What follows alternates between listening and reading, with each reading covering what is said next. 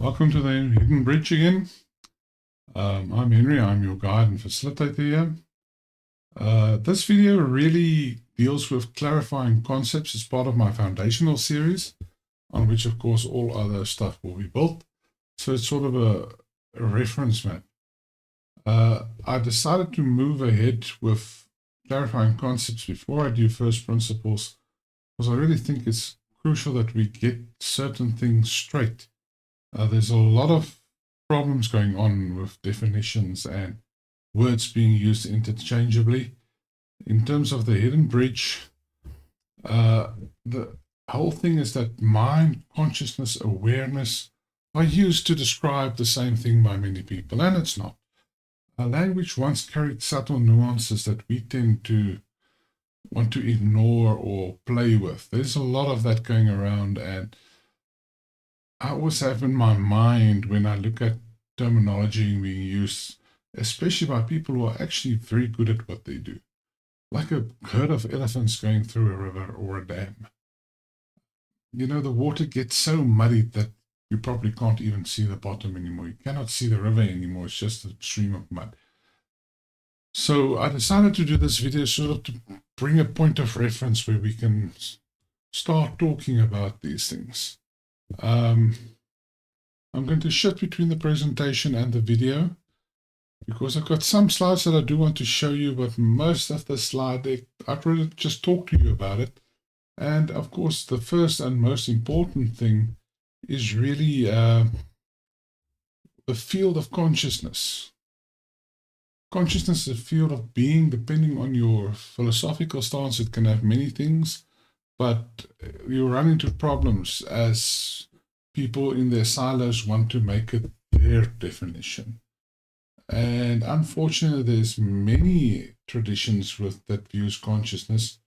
And an upcoming episode that I'm actually working on at the moment, setting it up for you, but it will probably take a couple of weeks, is how to look at it from an integrative perspective. So for our purposes, I've basically arranged it from consciousness, basic description, the field in which all experience appears. Philosophically, it is the ground of being, the canvas of which all phenomena are painted. Such a beautiful description. Psychological, it is the ever-present witness. Not exactly the same as the observer effect in physics. I'll do that in the consciousness episode. So, unfortunately, consciousness is usually confused with awareness or intellect. And that brings us to awareness, which is focused presence. So awareness is actually directed consciousness. One scientist made this statement that, think how amazing it is. I am sleeping and then my alarm clock goes off and then suddenly I'm conscious. No. You have a subconscious mind which is conscious the whole time. You were unaware and then your alarm clock went off and you became aware. You could direct your consciousness. So philosophically speaking, awareness is the direct differentiation, of the spark of self-reflection. You are directing. Psychologically speaking, it is presence, the ability to stay with what is. So understand where people go on with this. Our next one becomes very important for the age of AI is cognition. The process of thinking and reasoning. Can AI think and reason? Can most people think and reason? Let's see. So this is the machinery with which we interpret awareness, patterning, judging, reasoning. And there's a lot of that. You can see why it can get confusing. Philosophically, it is the servant of awareness. So cognition comes after awareness, but it is not cognition that gives you awareness. And I know there's not people going to criticize for that, but it's just if you really look at the bigger picture, that's the way it plays out. You don't have to agree with me. Please go and do your own research if you are unhappy with what I say. Um, I'm just more interested in having this debate and seeing people actually really get to grips with these terms which are being thrown around madly. Sentience. Now, there's another word that has been thrown around a lot. The capacity to feel and perceive. Life sensitivity to itself is the basic definition. Can AI become sentient? The bridge between matter and meaning? Psychologically speaking, emotion, empathy, and instinct. Experience translated into meaning. It's going to be interesting to see how that evolves in the next couple of years. So, but please be careful. Machines are not sentient at the moment, and AI is not sentient because it is mimicking emotion, feelings, and experience. It is not actually experiencing. Intelligence. Recent podcast between Chris Williamson and Eric Weinstein really said that intelligence is a very scarce thing on this planet, and because most people choose just to run their own LLM in their heads. Go and watch that podcast. Very, very interesting interview. The dance between awareness and the environment measures and adapts.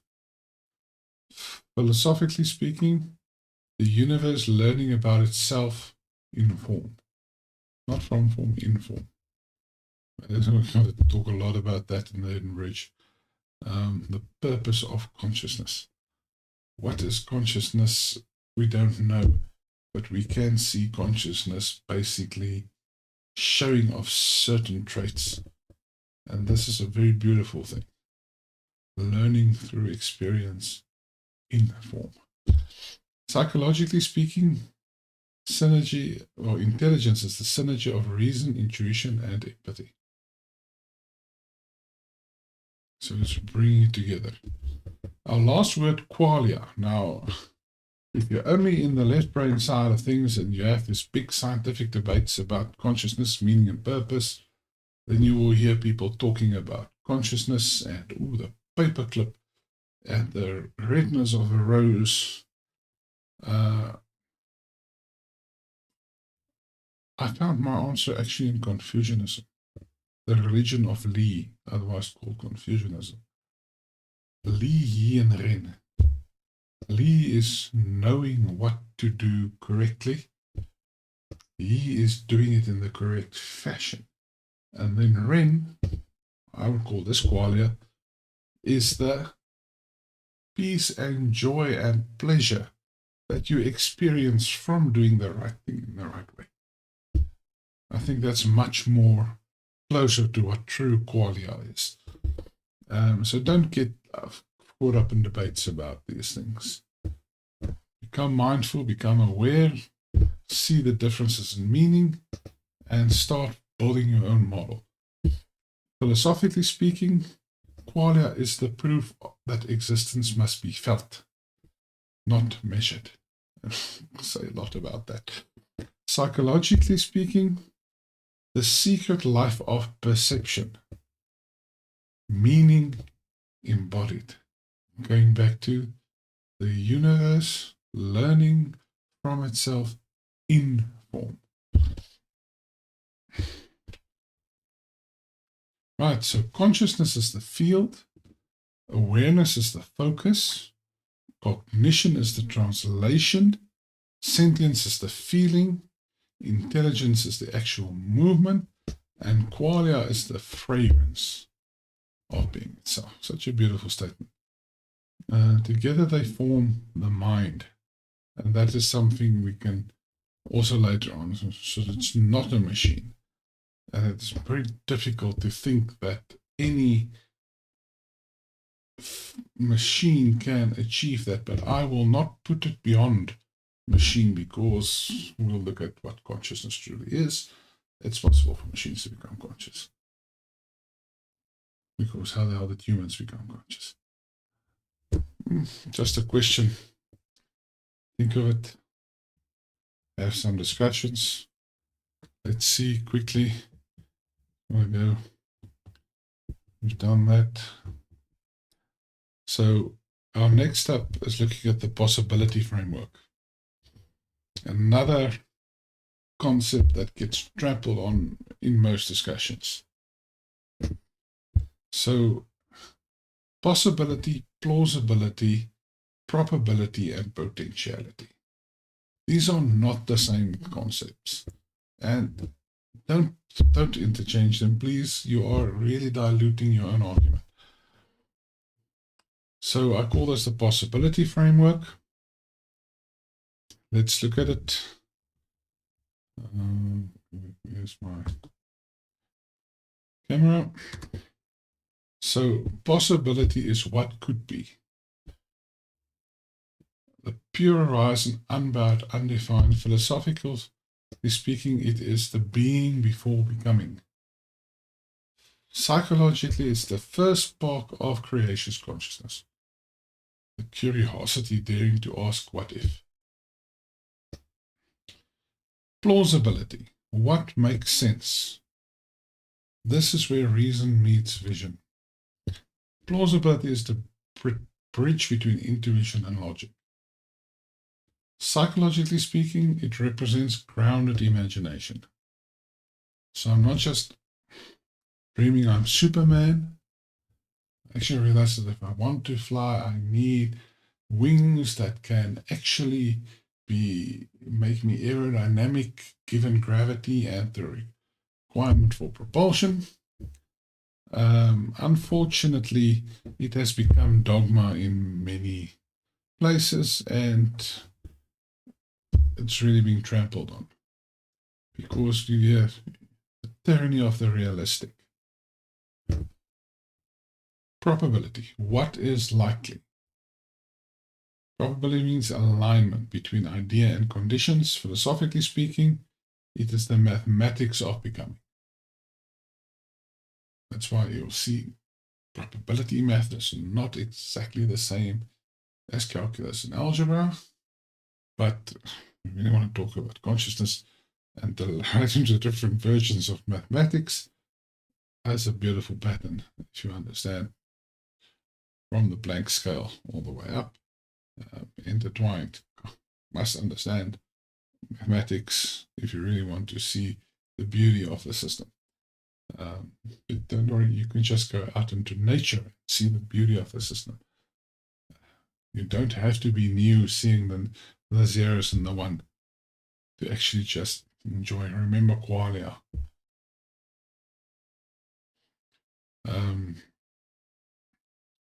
So psychologically speaking, it reflects perception at the risk of the mind's way of estimating success. Last one, potentiality, what is latent.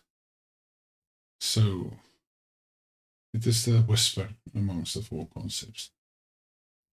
Aristotle called it dynamis, the readiness for actualization between what is not and what can be. So we will say in the Planck scale, all potentiality exists. You'll see that we'll talk about Planck. I'm not referring to quantum, because I believe Planck is a layer deeper, but that's another discussion with different levels of existence.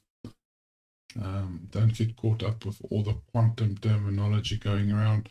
I can understand the frustration of the physicists, but then also I understand the frustration of the people who have different languages that explain similar things. And that's part of why I'm creating the Hidden Bridge, is so that we can start putting those languages and do the translation, put them together. So just quickly, psychologically speaking, it's the soul's reservoir. It's your dormant genius inside every human being, your untapped power, and it is awaiting your intention and attention.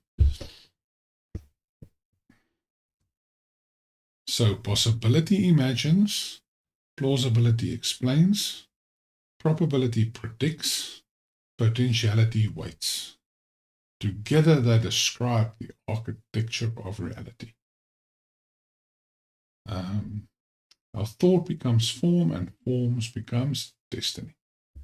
So you'll find when we do the first principles, the 7 hermetic principles, as far as I'm concerned, once again, we'll talk about it then, but all is mind and mind is all. Because consciousness, mind reflects consciousness. So yes, do that. Then we need to talk about the 3 human shadows. It's gained a lot of popularity. I see a lot of YouTube videos, especially on stupidity, which is of course my first one. I call 3 shadows, we shouldn't view them separate. Carlo Coppola, Dietrich Bonhoeffer, great work. Do not forget the Dunning-Kruger effect. And go into Edward Bernays and Gustav Le Bon. If you really want to get to the heart of stupidity.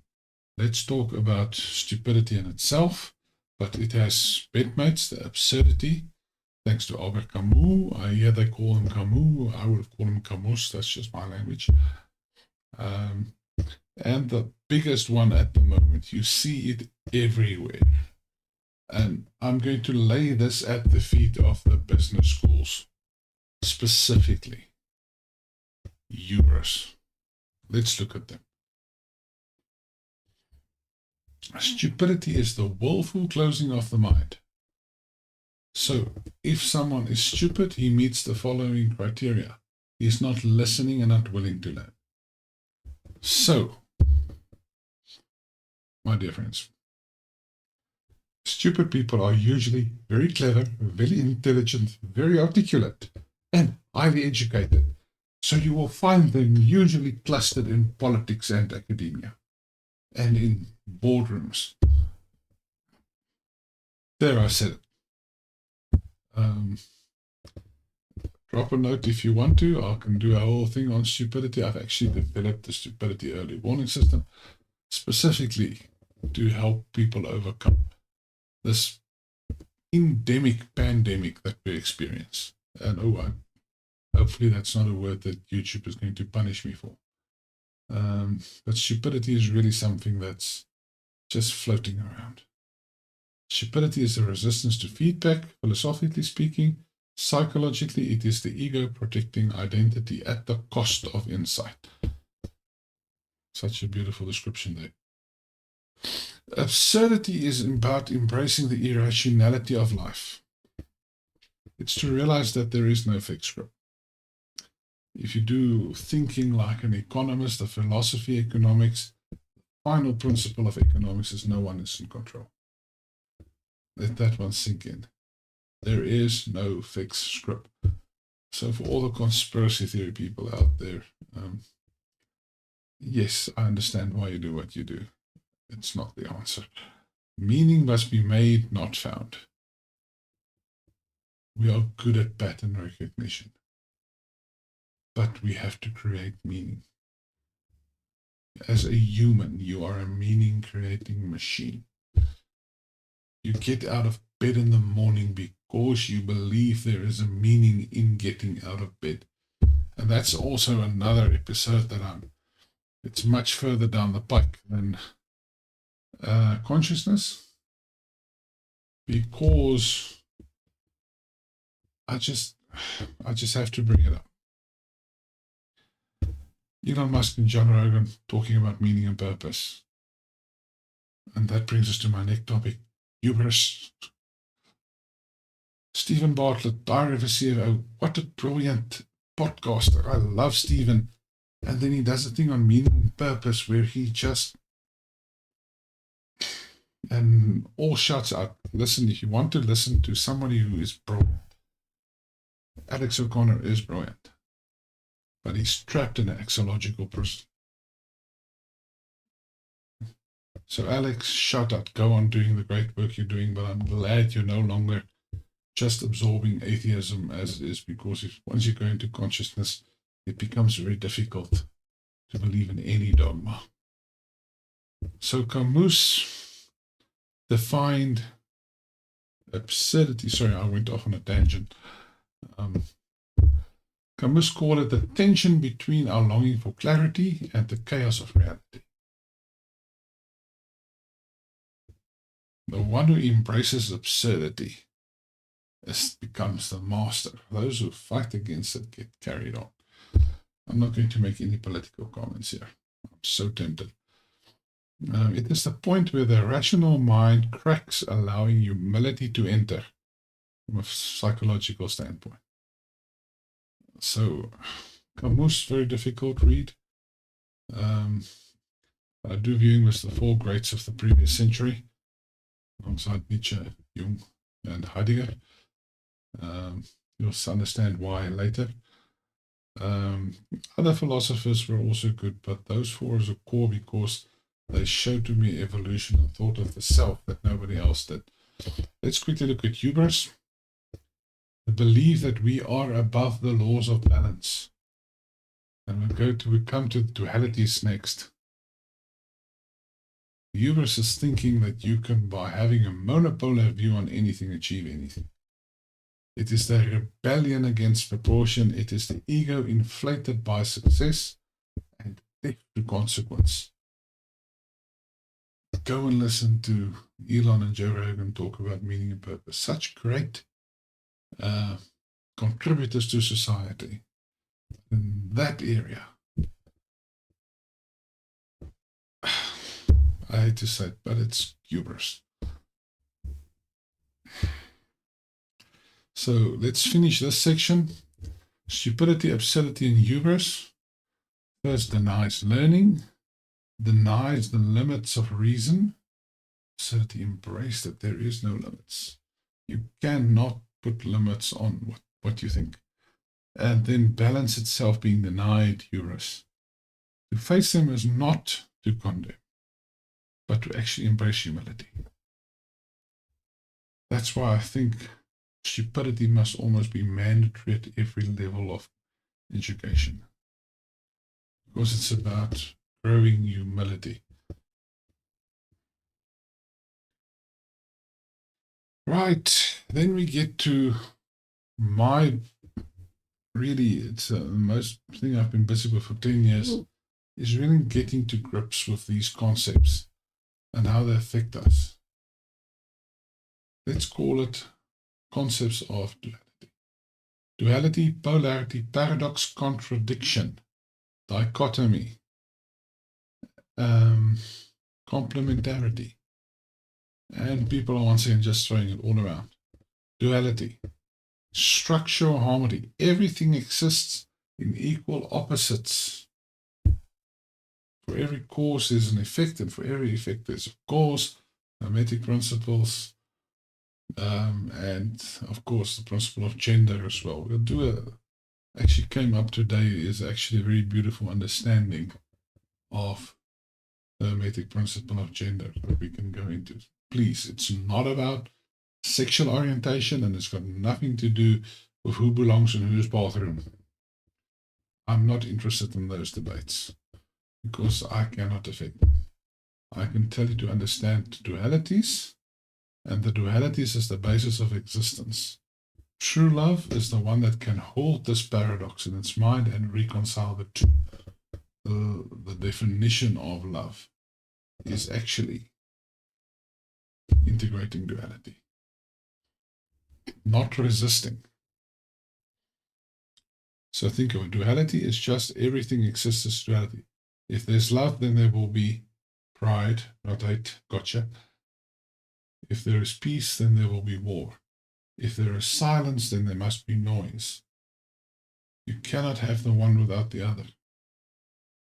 Very important distinction. Polarity is, of course, the swing that we see, especially in politics, especially go and look at American politics over the last 30 years. And somehow people just surrender to these polarities, being squashed into one or the other. The truth is that polarity requires integration, because if you don't stop it, it's a pendulum swinging and it gains momentum. So the energy in the duality is the polarity. Dichotomy is when in our minds we create separation. It can either be this or that. Of course, some would say you can either be pregnant or not. You can either be alive or dead. According to which definition?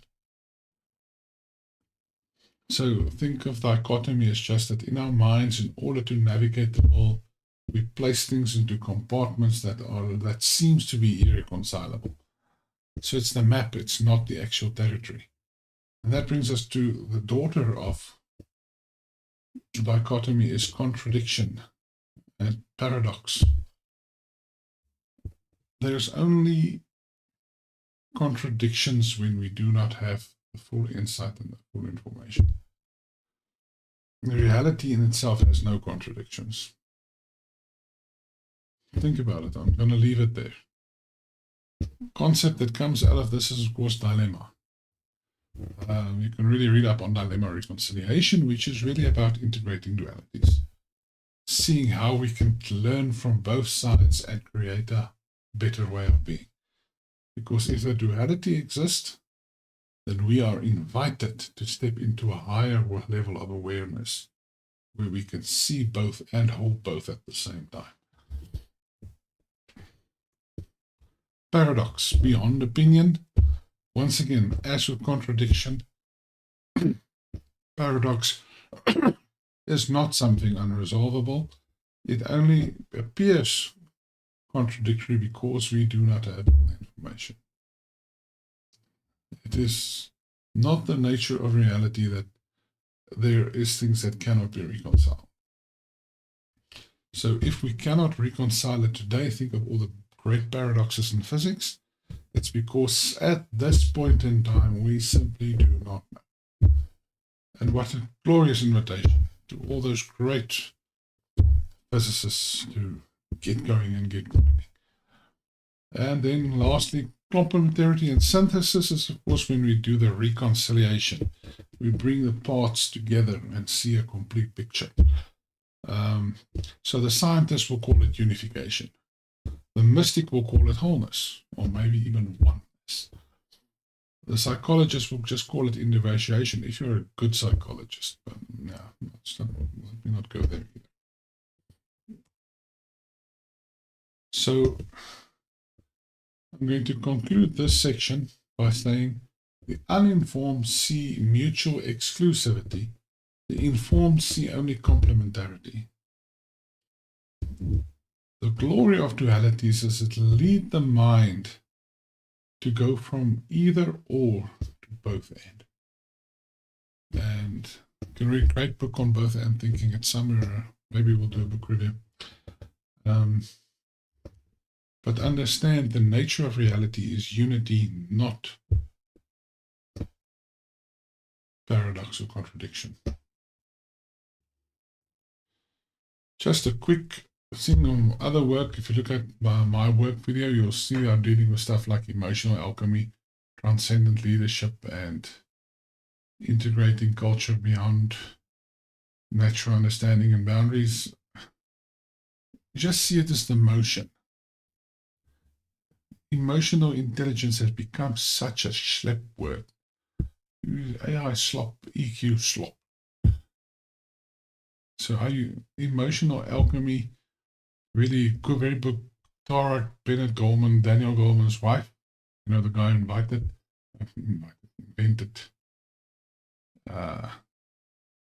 emotional intelligence. She wrote two very good books. The Mind Whisperer and Emotional Alchemy. Go and read it. It's about turning self-esteem, emotional intelligence, and all of that into an actual outcome. Because you don't teach emotional intelligence in classes, you learn it by interacting with other human beings. Otherwise, it's a full quantum check sheet. No. That brings us to the generative and creative cycle. Everybody talks about Steve Jobs as being so creative. Was he creative? Yes and no. Personally, I think he was much more of an innovator.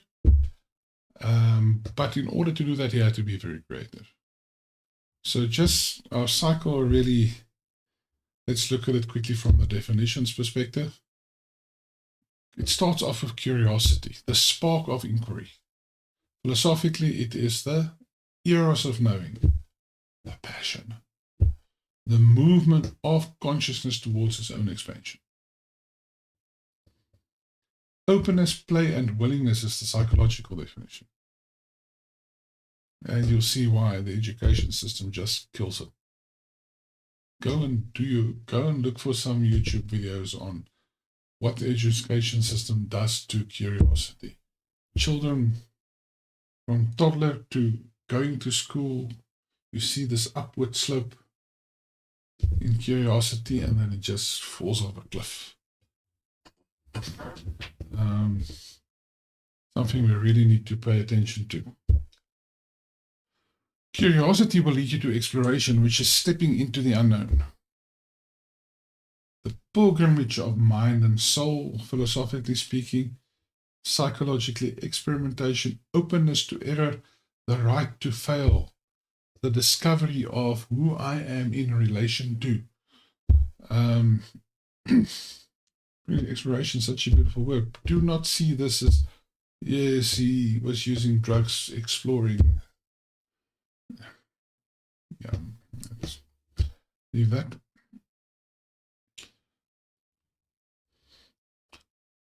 Only once we've taken curiosity and exploration do we come to creativity. This is when we combine these ideas and our findings into a new picture.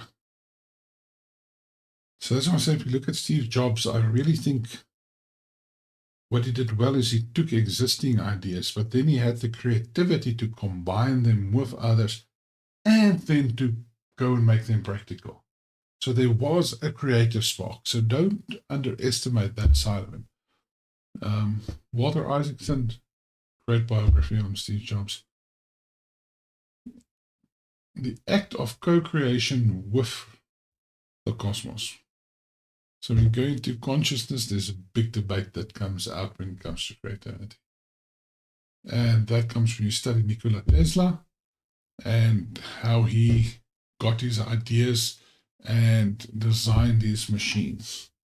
Did he invent them? Or did he just harvest pre-existing ideas? I'm not going to address that here. It's just something to think about.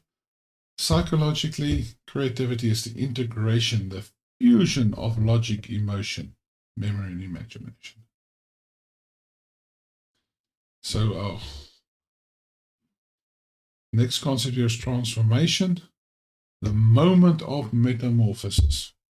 When we take the creativity and apply, when we change from the one into the other.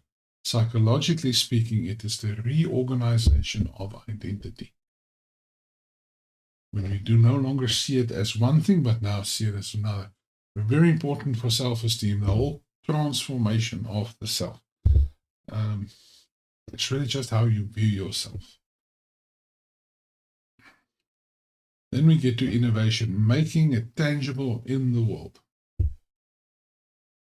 Philosophically, the marriage of idea and incarnation. Psychologically speaking, commitment, collaboration, and the discipline of bringing the ideal into form. Such a beautiful definition. Now, I haven't shown you any slides. I'll look at that at the back end and see what I'm so caught up in really getting to grips with the foundational process of thinking, and I'm really inviting you to share your thoughts and comments. I'm not, because I'm still starting the channel, I'm not going to put click like, comment, and subscribe on every video and stuff like that. Right now, I'm just building a foundation, and I'm inviting anyone who really thinks that they have a meaningful input, please comment. I would love to see people who actually are integrative in their thinking, give their perspectives. So curiosity awakens, exploration tests, creativity weaves, transformation renews, and innovation grounds. It is the rhythm of existence, and that's why it's so important to understand this. So here I am going to switch to the presentations because I really want to show you a couple of interesting concepts, but let's first just talk about where we're going here. Archetypal symbolic anchors and the map of becoming. So once again, remember I spoke about left brain, right brain. Here you'll find the physics, the psychology, and the philosophy. We'll do it in consciousness episode. Right now it is religion, spirituality, and mystery. And no, not the pickup artist. No. Mystery, the mystery schools. It is very relevant because it actually relates to how the human brain and mind functions, and we can thus translate it into the language of consciousness. Because mystery just means symbol, pattern, archetype. If you're into Jung, now you understand what he meant. The archetype is the coming together of pattern and symbol as a defined picture in your mind. Think about it. If you want to understand Stoicism, it's good to understand tarot cards. Please be careful of using tarot for divination. A lot of tarot channels out there, a lot of people earning a good living with it. I'm not going to shoot them down, to each his own. I'm just cautious of giving away my agency to forces that may or may not be relevant to me. But the tarot cards themselves were designed literally to be symbols, patterns, and archetypes. So you'll find that studying Stoicism and finding the tarot card for each concept in Stoicism is actually a beautiful exercise. The Strength card, Judgment, Temperance, the three Wisdom cards, and we'll talk about that next when we go to our second concept here. The world, the moon, the star, the major arcana cards, all very relevant, but even the four decks. So whoever invented that, either they knew Carl Jung would come along, or Carl Jung really on the side. No proof that he ever did study tarot, but he really understood the way, the language that was being spoken. And that is what we mean with mystery. So our first concept is apotheosis. You'll see it coming up in my word over and over again. I love the word. Rising to your higher self. Now that's my definition. The Oxford Dictionary might be different. It was saying stepping into your divinity and. I just believe it's you becoming more than you thought that you could be. Knowing yourself, understanding who you are, understanding your potential, understanding where you fit into the greater scheme of things. It's your divine nature. So yes, it is stepping into your divinity, but let's not get carried away with religious concepts here. Have a more holistic way. So philosophically, it is the fulfillment of potential. And psychologically, it is the integration, the self becoming whole. And we'll talk about integration coming after individuation. Our second concept in the symbols, maps of meaning, archetypes realm is the Hierophant. Now, Hierophant is one of the three wisdom cards in tarot. It's also related to the ancient priesthood in Greece. So basically, it's the bridge between heaven and earth. It's the mediator of wisdom. Think of where religion went from. There's so much we can learn from real religion. The structure, the rituals, the communion. But the dogma and indoctrination and manipulation is not what I really view as a inspiring era, but we need to filter that out and focus on the great things of it. Psychologically, it is the archetype of mentorship and transmission. Imagine that. A religion that is there to mentor and transmute your well-being. So the dark side of that is, of course, that it is rituals and guidance taking for revelation. Great concept that everyone should know is anamnesis. I don't know if I'm pronouncing it correctly. It's a Greek word. Plato's insight, the learning or the recollection, the deep memory, psychologically speaking, of purpose resurfacing through experience. Once again, in the more right-wing, right mind area of the brain, we call that remembering who you really are. What is the flame that burns inside you? Anamnesis. A word that's really going around a lot at the moment, timos, spiritness, the fire of drive, the passion within you, the flame that burns inside you. Philosophically, the middle soul between appetite and reason. So once again, coming from Plato. The energy of purpose, pride without arrogance, passion without domination is the psychological definition. Please see that this is a path that's unfolding. Sophia, wisdom, lots of stuff about Gnostic Sophia and the prophecies of Sophia. Sophia just means wisdom. What is wisdom? It is understanding infused with love. Love, remember, is being able to hold the paradox, the integrator force. The union of clarity and compassion. So I actually, at the beginning, this philosophical definition really bothered me, but later on I started to see why it's so important. The feminine face of divine intelligence. What an interesting definition. Psychologically mature discernment, knowing when to act and when to wait. Now you understand why it is the feminine face. The dark side or the shadow side is reducing wisdom to data. Sophia cannot be accumulation or attunement. It is intuitive, going back to the hermetic principle of gender. Empathy, understanding, integration is the feminine side of hermeticism. Don't crucify for it. It's a hermetic principle, wisdom much older than all of us combined. So keep those comments for yourself. Just understand Sophia is wisdom, and it is really the integration of the intuition, empathy side with the rational, real mind. Once you have an experience of this, then we go into praxis.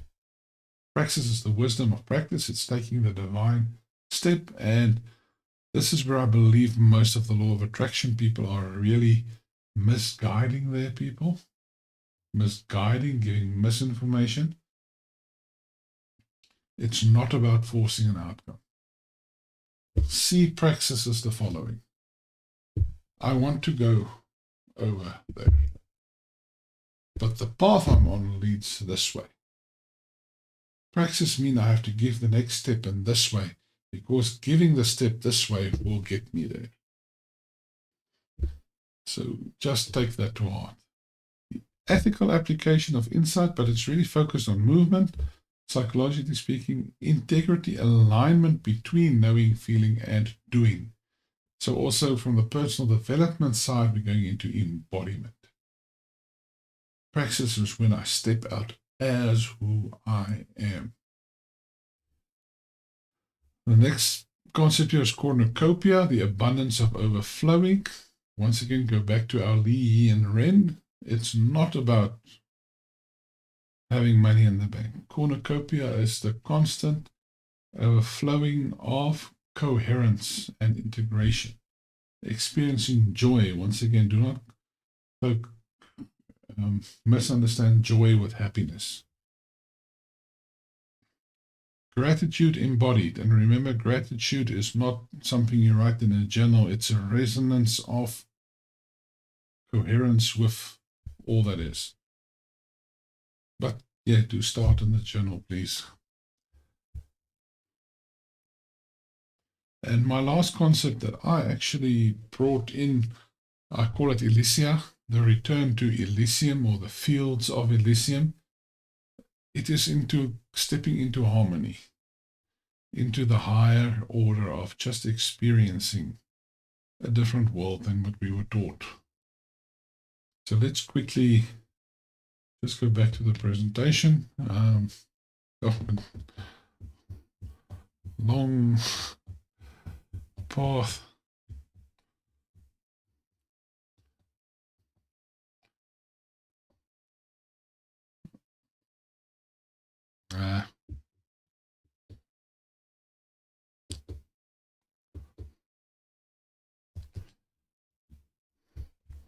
So you see here in maps of becoming, the picture of Elysia is the mature woman returning to her children. The reunification, the being together. And if you have an issue with that, good luck to you. I'm also representing this as a female figure because remember, Sophia is the divine face of wisdom.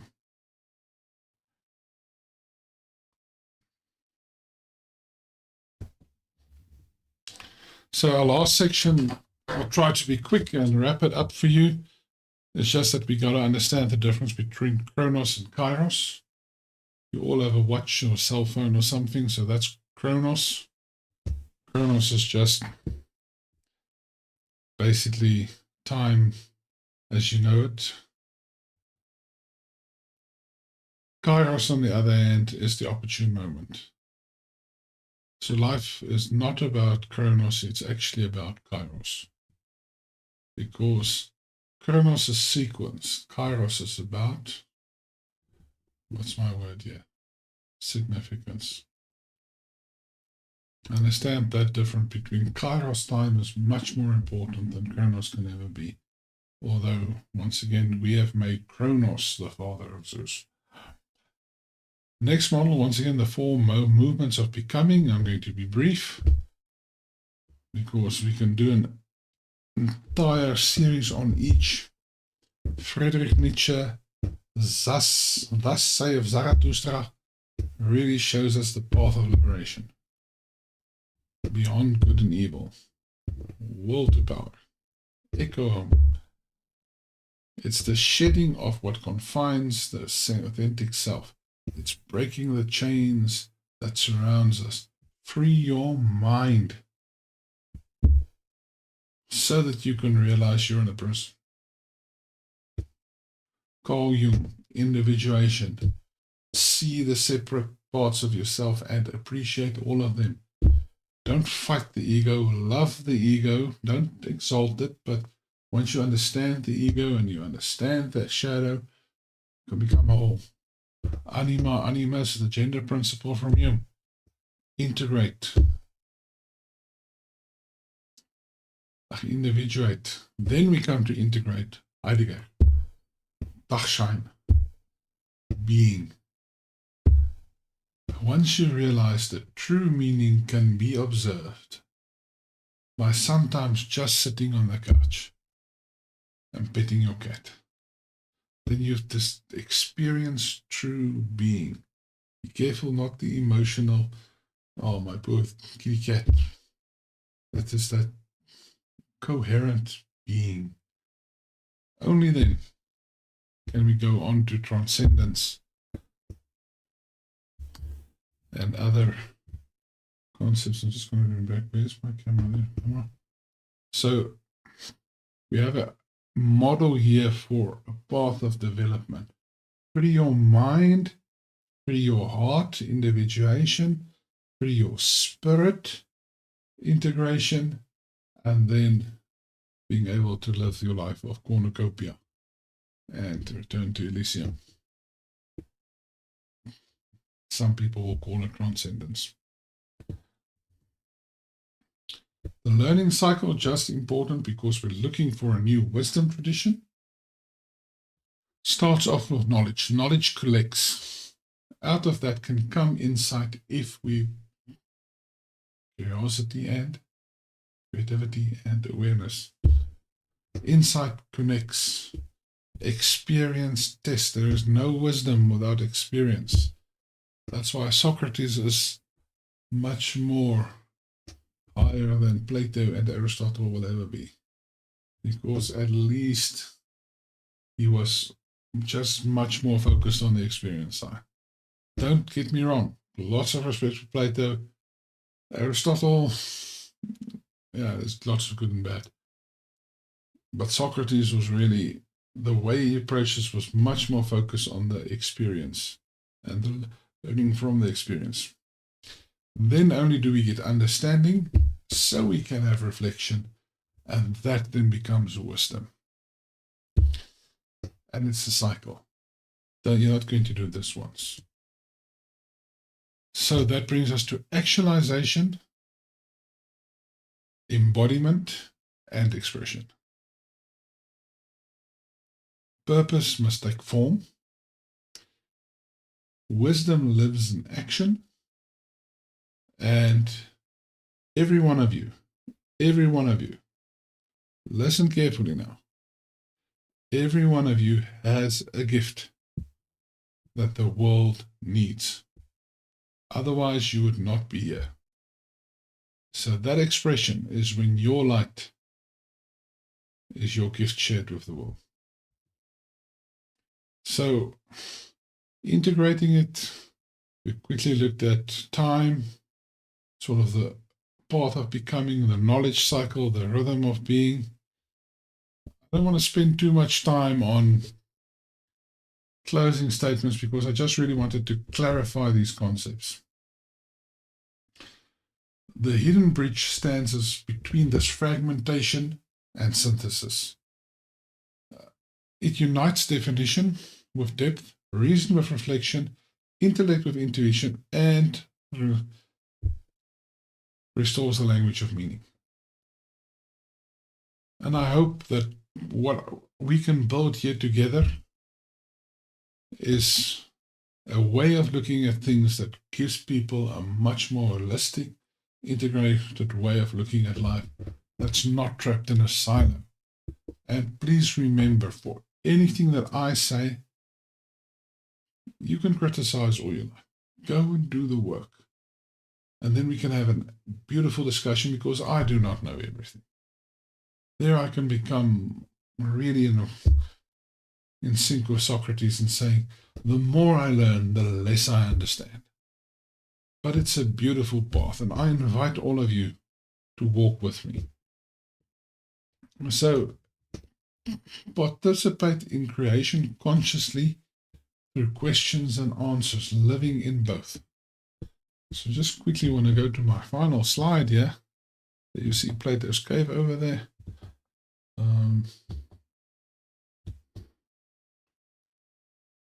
So this is, according to me, an amazingly beautiful picture. In the end, it really reduces to this one concept: know thyself. The hidden bridge is to know yourself. It doesn't happen overnight. I do not claim to know everything about myself, but I know the path. And I'm willing to walk it, and I would invite you, and I invite all of you to walk with me as I share my feelings and experiences. So that's my question to you. The hidden bridge is here. Will you cross?